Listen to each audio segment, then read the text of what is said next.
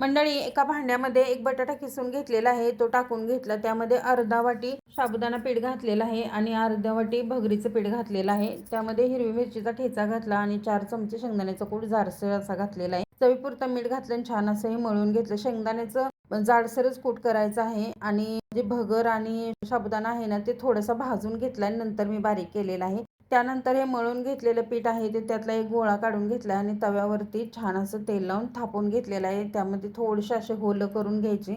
थालीपीठ आहे ते छान असं व्यवस्थित असं भाजलं जातं. तर यावरती वरतून तेल लावायचं किंवा तूपसुद्धा लावू शकता तुम्ही.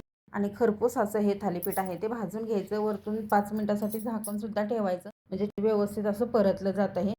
त्यानंतर पलटी करून घ्यायचं आहे. पाहू शकताय तुम्ही, छान असं खरपूस हे थालीपीठ भाजलं जातं.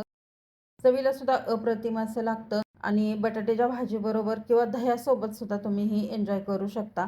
अप्रतिम अशी चव लागते ह्याची. अगदी उपास असेल ना तर पोटभरीचा हा नाश्ता होऊ शकतो. नक्की ट्राय करा आणि कमेंट करून सांगायला विसरू नका. धन्यवाद.